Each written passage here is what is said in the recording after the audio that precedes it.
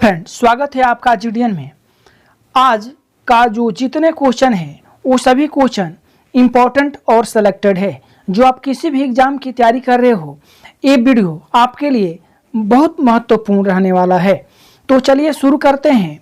जो पहला क्वेश्चन है कि सिंधु सभ्यता की खोज किसने की थी, तो इसका राइट आंसर हो जाएगा दयाराम साहनी ने। दयाराम साहनी ने ही सिंधु सभ्यता की खोज की थी। अब देखिए, सिंधु सभ्यता का ही नामकरण किसने किया था? जॉन मार्शल ने। और जॉन मार्शल ने सिंधु सभ्यता का नाम ही हड़प्पा सभ्यता रखा था। अब ये भी क्वेश्चन पूछ सकता है कि हड़प्पा सभ्यता की खोज किसने की थी, तो इसका राइट आंसर हो जाएगा दयाराम साहनी ने। कब की थी? तो 1921 ईस्वी में की थी। अब क्वेश्चन पूछता है कि हड़प्पा किस नदी के किनारे हैं, तो रावी नदी के किनारे हैं। इतना इंपॉर्टेंट। अगला है रखलदास बनर्जी।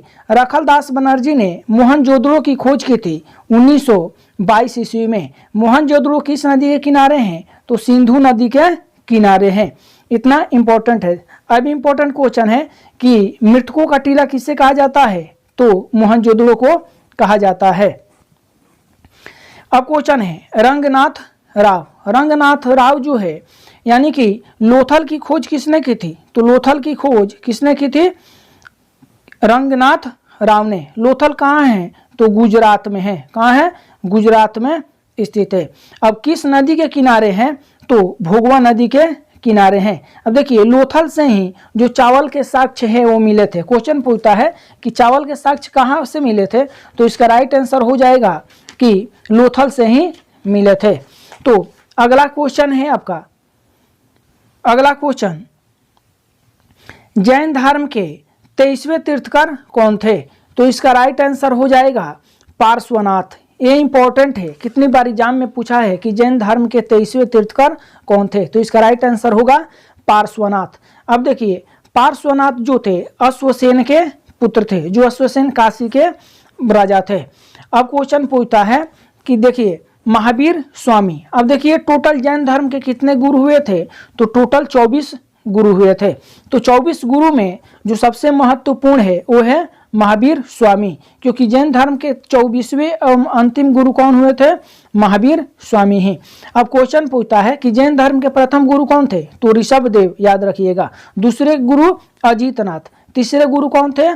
संभवनाथ। और 22वें गुरु कौन थे? अरिष्ट नेमी। 23वें गुरु कौन थे? पार्श्वनाथ। और 24वें और अंतिम गुरु कौन थे, तो महावीर स्वामी। ये इंपॉर्टेंट है। महावीर स्वामी से क्वेश्चन पूछता है कि महावीर स्वामी का जो जन्म हुआ था कब हुआ था, तो 540 ईसा पूर्व। कहाँ हुआ था? कुंडल ग्राम वैशाली में हुआ था।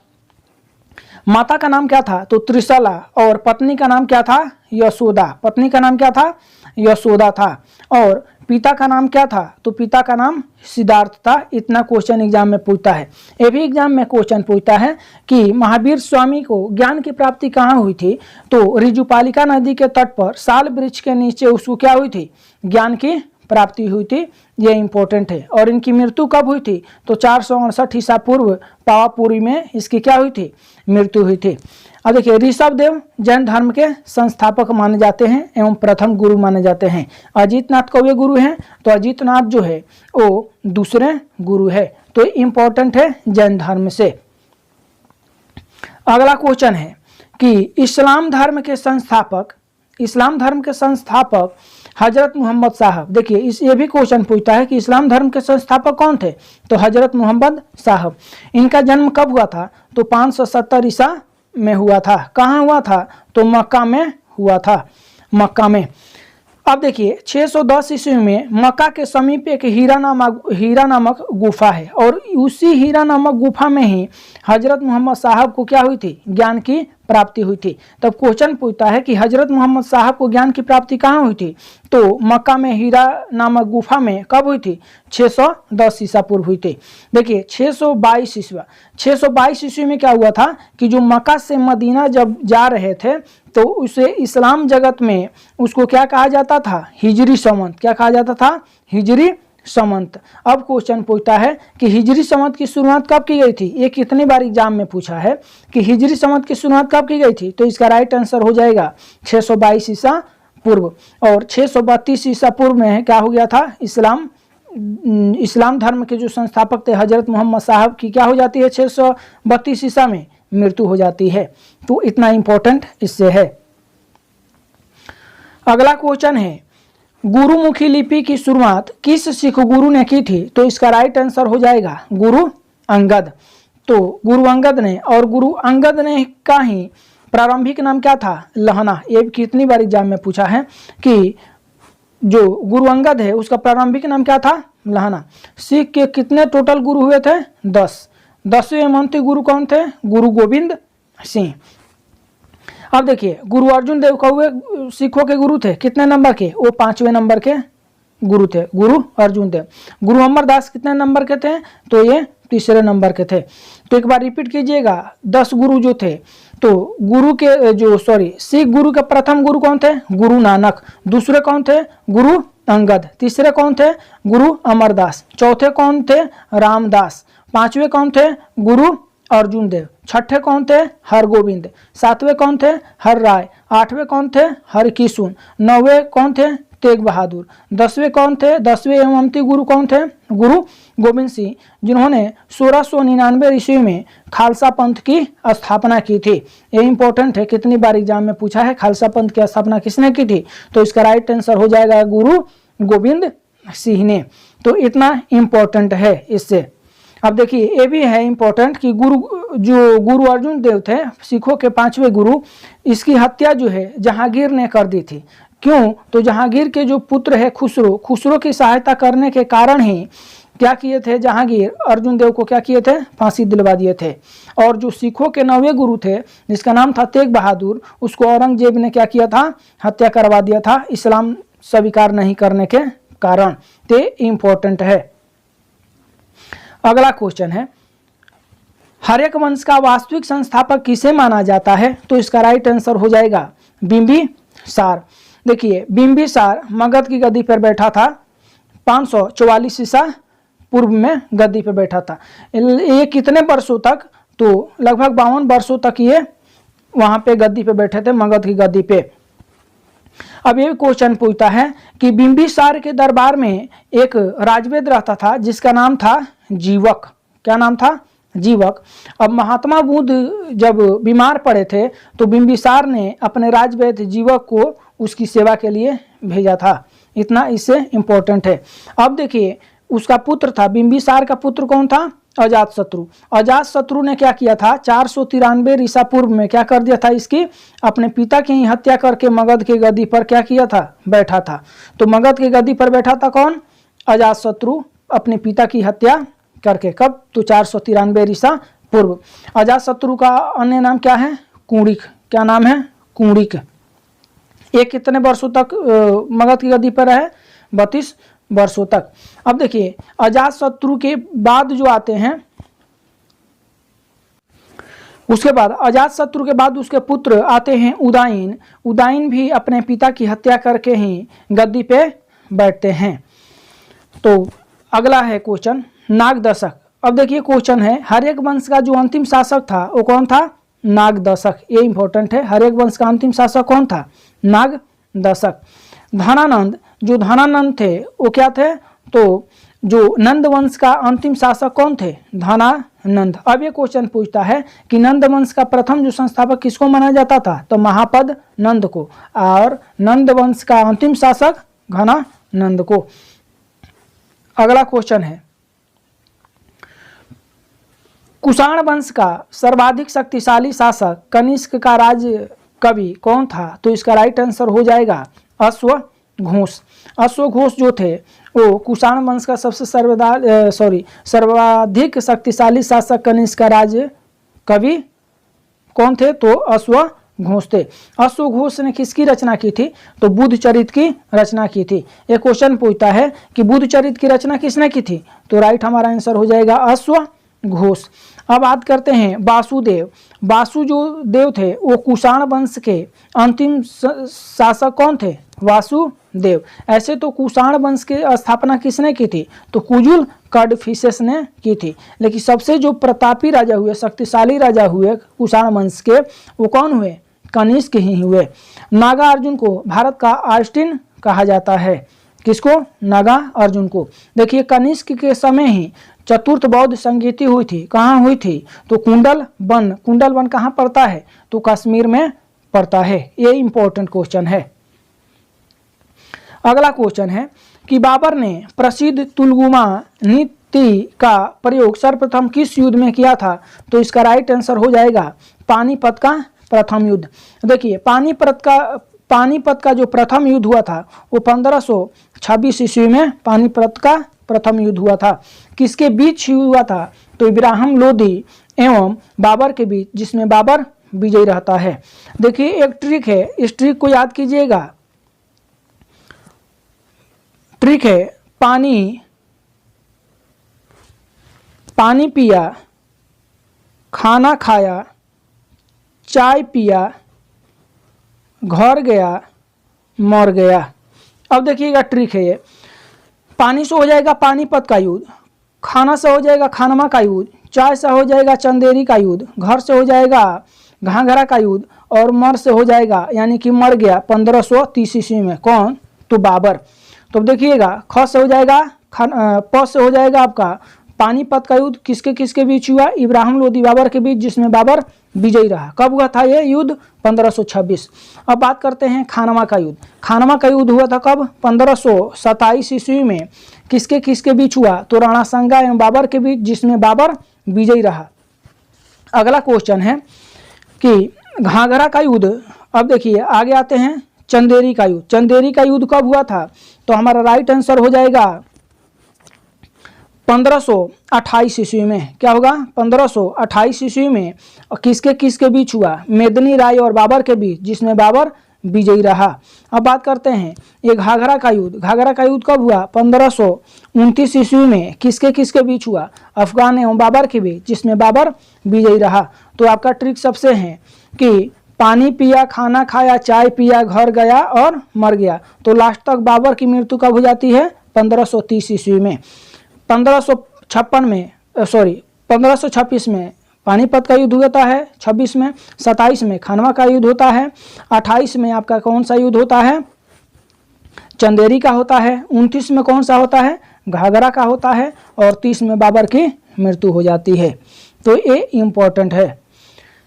अगला क्वेश्चन है कि शिवाजी के राजनीतिक गुरु एवं संरक्षक कौन थे? तो आपका राइट आंसर हो जाएगा दादाजी कोंडदेव। शिवाजी के दो गुरु हुए, एक आध्यात्मिक गुरु हुए और एक राजनीतिक गुरु हुए। तो राजनीतिक गुरु हुए दादाजी कोंडदेव, और आपका आध्यात्मिक गुरु यानी कि जो धर्म की शिक्षा देते थे वो गुरु कौन हो गए? रामदास। अब बात आती है शिवाजी। तो मराठा साम्राज्य की स्थापना किसने की थी? शिवाजी की थी। शिवाजी का जो जन्म हुआ था 6 अप्रैल 1627 ईस्वी में शिवनेर दुर्ग में हुआ था, और इनके माताजी का नाम जीजाबाई और पिताजी का नाम शाहजी भोसले थे। इतना इम्पोर्टेंट है। और संभाजी शिवाजी का क्या था? पुत्र था। जब शिवाजी की मृत्यु हो जाती है 1680 ईस्वी में, तो इसका उत्तराधिकारी कौन होते हैं? संभाजी होते हैं। तो इतना इम्पोर्टेंट है शिवाजी। अगला क्वेश्चन है प्लासी की लड़ाई 1757 में अंग्रेजी सेना के नेतृत्व किसने किया था? तो इसका राइट आंसर हो जाएगा रॉबर्ट क्लाइव। आंसर क्या होगा? Robert Clive. रॉबर्ट क्लाइव के समय ही प्लासी की लड़ाई हुई थी। अगला क्वेश्चन है कि लॉर्ड कॉर्नवालिस को नागरिक सेवा का जनक माना जाता है। एक क्वेश्चन कितनी बार पूछा है कि नागरिक सेवा का जनक किसे माना जाता है? तो आपका राइट आंसर हो जाएगा लॉर्ड कॉर्नवालिस, जो कितनी बार एग्जाम में पूछा है। और 1793 ईस्वी में अस्थाई बंदोबस्त की शुरुआत किसने की थी? तो लॉर्ड कॉर्नवालिस ने ही शुरू की थी। देखिए अब क्वेश्चन पूछता है कि रेलवे का जनक किसे माना जाता है? लॉर्ड डलहौजी को। रेलवे बोर्ड की कब चली थी पहली बार? तो 16 अप्रैल 1853 ईस्वी में चली थी। मुंबई से थाने कितना किलोमीटर? तो 34 किलोमीटर। ये सबसे इंपॉर्टेंट है आपका क्वेश्चन। लॉर्ड रिपन के समय 1881 ईस्वी में नियमित रूप से जनगणना की शुरुआत की गई थी। ऐसे तो पहली बार 1872 ईस्वी में जनगणना की शुरुआत की गई थी, लेकिन किसके समय की गई थी? तो लॉर्ड मेयो के समय की गई थी। लेकिन जो आपका नियमित रूप से जनगणना की शुरुआत की गई 10 वर्षों पे, वो किसके समय की गई थी? लॉर्ड रिपन के समय। इतना महत्वपूर्ण क्वेश्चन है इसमें। अगला क्वेश्चन है एनी बेसेंट भारतीय राष्ट्रीय कांग्रेस के अध्यक्ष कब बनी थी? तो आपका राइट आंसर हो जाएगा 1917। 1917 के अधिवेशन कहाँ हुआ था? तो कलकत्ता में हुआ था। कहाँ हुआ था? कलकत्ता में हुआ था। और उस समय पहली महिला थी एनी बेसेंट जो कांग्रेस के अध्यक्ष बनी थी। अब बात आती है 1925 ईस्वी में। तो 1925 का जो हुआ था वो कानपुर में हुआ था, कानपुर में। अब ये क्वेश्चन पूछता है कि भारतीय महिला कौन थी जो पहली बार भारतीय राष्ट्रीय कांग्रेस का अध्यक्ष बनी थी? तो सरोजिनी नायडू थी। तो 1925 का अधिवेशन कहाँ हुआ था? कानपुर में हुआ था। और उसकी अध्यक्षता किसने की थी? तो पहली भारतीय महिला कौन थी? सरोजिनी नायडू। अगर ऐसे क्वेश्चन पूछता है कि पहली महिला तो एनी बेसेंट, अब पहली भारतीय महिला तो आपका सरोजिनी नायडू कब बनी थी? 1925 ईस्वी में। अब देखिए 1896 का जो अधिवेशन हुआ था वो कहाँ हुआ था? कलकत्ता में हुआ था। और उस समय क्या हुआ था कि रहीमतुल्लाह सयानी के समय हुआ था। और उस समय वंदे मातरम पहली बार गाया गया था। 1911 ईस्वी में पहली बार जन गण मन गाया गया था। किस अधिवेशन में? तो कलकत्ता अधिवेशन में, बिशन नारायण धर के समय। तो कुछ महत्वपूर्ण अधिवेशन है जिसको देखिएगा। 1906 का जो अधिवेशन है, 1906 का जो अधिवेशन है आपका 1907 का अधिवेशन है, 1926 का अधिवेशन है, 1929 का अधिवेशन है और 1931 का अधिवेशन है। 1931 का अधिवेशन है। देखिए 1906 का जो अधिवेशन हुआ था वो कलकत्ता में हुआ था और दादा भाई नौरोजी के समय हुआ था। और उस समय पहली बार स्वराज शब्द का प्रयोग किया गया था। तो ये क्वेश्चन पूछता है कि पहली बार स्वराज शब्द का प्रयोग कब किया गया था? तो 1906 के कलकत्ता अधिवेशन में किया गया था। देखिए पहली बार कांग्रेस में फूट पड़ी थी कब? तो 1907 के जो सूरत अधिवेशन हुआ था और उसकी अध्यक्षता किसने की थी? रास बिहारी बोस ने। अब देखिए 1926 का जो गुवाहाटी अधिवेशन हुआ था उसमें क्या हुआ था कि खाकी वस्त्र पहनना अनिवार्य कर दिया गया था। तो ये भी क्वेश्चन पूछता है कि खाकी वस्त्र पहनना अनिवार्य कर दिया गया किस अधिवेशन में? तो 1926 के गुवाहाटी अधिवेशन में। ये इंपॉर्टेंट है। 1929 का जो लाहौर अधिवेशन, इसकी अध्यक्षता किसने की थी? तो पंडित जवाहरलाल नेहरू ने की थी। और इसमें क्या हुआ था? तो पहली बार पूर्ण स्वराज की मांग की गई थी। ये यहाँ पे ध्यान दीजिएगा। यहाँ क्या हुआ था? 1929 में पूर्ण स्वराज की मांग की गई थी और 1906 में हुआ था कि पहली बार स्वराज शब्द का प्रयोग किया गया था। इतना ध्यान रखिएगा। 1931 ईस्वी का जो अधिवेशन हुआ था वो कराची अधिवेशन हुआ था। किसके समय? तो सरदार वल्लभ भाई पटेल के समय। और उसमें क्या मांग रखी गई थी? तो मौलिक अधिकार की मांग रखी गई थी। ये भी क्वेश्चन इंपॉर्टेंट है। 1937 अब क्वेश्चन पूछता है कि कांग्रेस का कौन सा अधिवेशन था जो पहली बार गाँवों में आयोजित किया गया था? तो 1937 का अधिवेशन कहाँ हुआ था? तो फैजपुर में हुआ था। उस समय अध्यक्ष कौन थे? तो पंडित जवाहरलाल नेहरू थे। तो इतना इंपॉर्टेंट है। अगला क्वेश्चन, दास प्रथा पर प्रतिबंध किस गवर्नर जनरल के समय लगा था? तो इसका राइट आंसर हो जाएगा एलन बरो। कब लगा था? तो 1843 ईस्वी में लगा था। यानी कि दास प्रथा पर प्रतिबंध कब लगा था? तो एलन बरो के समय 1843। देखिए 1856 ईस्वी में, ये भी इंपॉर्टेंट है, 1856 ईस्वी में लॉर्ड कैनिंग के समय हिंदू विधवा पुनर्विवाह शुरू किया गया था। और आपका लॉर्ड विलियम बेंटिंक के समय क्या हुआ था? तो 1829 ईस्वी में सती प्रथा पे रोक लगी थी। यह भी क्वेश्चन पूछता है कि लॉर्ड विलियम बेंटिंक के समय सती प्रथा पे रोक लगी थी 1829 ईस्वी में किसके सहयोग से? तो राजा राम मोहन राय के सहयोग से। इतना इंपॉर्टेंट है आपका। अगला क्वेश्चन है, सालाबाई की संधि कब हुई थी? तो इसका राइट आंसर हो जाएगा 1782 ईस्वी में सालाबाई की संधि हुई थी। अब 1775 ईस्वी में सूरत की संधि हुई थी, 1776 ईस्वी में पुरंदर की संधि हुई थी। यहाँ पुरंदर की संधि दो हुई थी, एक पुरंदर की संधि हुई थी 1665 ईस्वी में और एक पुरंदर की संधि हुई थी 1776 में। तो 1665 की संधि हुई थी वो महाराजा जय सिंह और शिवाजी के बीच हुई थी, और ये जो 1776 की जो पुरंदर की संधि हुई थी वो अंग्रेजों एवं मराठों के बीच, यही ध्यान रखिएगा इस क्वेश्चन को। अगला है 1802 ईस्वी में बसिन की संधि हुई थी। इतना संधि है जो महत्वपूर्ण संधि है। अगला क्वेश्चन है कि लाख बख्श यानी कि लाखों का दान देने वाला किसे कहा जाता है? तो इसका राइट आंसर हो जाएगा कुतुबुद्दीन ऐबक। अब देखिए कुतुबुद्दीन ऐबक को गुलाम वंश के संस्थापक माना जाता है, समझ रहे हैं। कुतुबुद्दीन ऐबक को गुलाम वंश के संस्थापक माना जाता है। और 2.5 दिन का झोपड़ा किसने बनवाया था? तो कुतुबुद्दीन ऐबक ने ही। अब देखिए क्या हुआ था, कुतुबुद्दीन ऐबक चौगान खेलते समय 1210 ईस्वी में क्या हुई थी, इसकी मृत्यु हो जाती है। उसके बाद उसका उत्तराधिकारी यानी कि गुलाम वंश का कुतुबुद्दीन ऐबक के बाद उत्तराधिकारी कौन होते हैं? आराम शाह होते हैं। और ये लगभग 8 महीना ही वो गद्दी पे बैठे। तब तक इल्तुतमिश ने क्या किए कि 1210 ईस्वी में ही इसकी क्या कर दिए, हत्या कर दिए, और 1211 ईस्वी में वो गद्दी पे बैठ गए। तो गुलाम वंश के जो संस्थापक है कुतुबुद्दीन ऐबक। अगर क्वेश्चन पूछता है कि गुलाम वंश के वास्तविक संस्थापक कौन हुए थे तो इल्तुतमिश, इतना ध्यान रखिएगा। बलबन से क्वेश्चन आता है कि सिजदा एवं पैबोस की प्रथा की शुरुआत किसने की थी? तो बलबन ने की थी। अगला क्वेश्चन है कि धूमर किस राज्य का प्रसिद्ध लोक नृत्य है? तो इसका राइट आंसर हो जाएगा राजस्थान।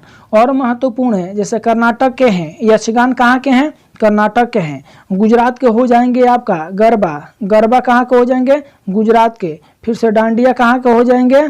डांडिया भी गुजरात के ही हो जाएंगे। रासलीला कहाँ के हैं? तो गुजरात के। रास लीला भी कहाँ के हैं? गुजरात के ही हैं। असम के क्या हो जाएंगे? बिहू कहाँ के हैं? असम के हैं। आपका खेल गोपाल कहाँ के हैं? यहीं के हैं, असम के। खेल गोपाल बिहू खेल गोपाल कहाँ के हैं? असम के हैं। बिहू भी और बिछुआ भी कहाँ के हैं? असम के हैं। अगला क्वेश्चन है दक्षिण एशियाई क्षेत्रीय सहयोग संघ सार्क यानी कि सार्क का मुख्यालय कहाँ है? तो इसका राइट आंसर हो जाएगा काठमांडू। मुख्यालय कहाँ है? काठमांडू। अब क्वेश्चन पूछता है कि सार्क की स्थापना कब की गई थी? तो 1985 ईस्वी में सार्क की स्थापना की गई थी। इसका जो मुख्यालय इसका स्थापना 1985 ईस्वी में की गई थी। सार्क सदस्य का जो देश है, ध्यान रखिएगा कौन कौन है। भारत है, पाकिस्तान है, बांग्लादेश है, नेपाल है, भूटान है, श्रीलंका है, मालदीव है और अफगानिस्तान है। सार्क में इतने सदस्य देश है। अब बात आती है जेनेवा किसका मुख्यालय है? तो WTO, जिसको कहा जाता है विश्व व्यापार संगठन, यानी कि WTO वर्ल्ड ट्रेड ऑर्गेनाइजेशन यानी कि विश्व व्यापार संगठन, इसका जो हेडक्वार्टर है जेनेवा में है। और WTO की स्थापना कब की गई थी? 1995 ईस्वी में। अब न्यूयॉर्क यूएनओ का मुख्यालय कहाँ है? न्यूयॉर्क यानी कि यूनाइटेड नेशन ऑर्गेनाइजेशन, संयुक्त राष्ट्र संघ का मुख्यालय कहाँ है? न्यूयॉर्क में है। और इसकी स्थापना कब की गई थी? तो 1945 ईस्वी में इसकी स्थापना की गई थी। मनीला ADB जिसको कहा जाता है यानी कि एशियन डेवलपमेंट बैंक, इसकी स्थापना कब की गई थी? तो 1966 ईस्वी में इसकी स्थापना की गई थी। तो इतना इम्पोर्टेंट इससे है। और बस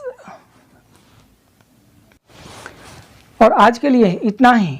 अगर वीडियो अच्छा लगे तो लाइक और शेयर जरूर कीजिएगा। तब तक के लिए धन्यवाद।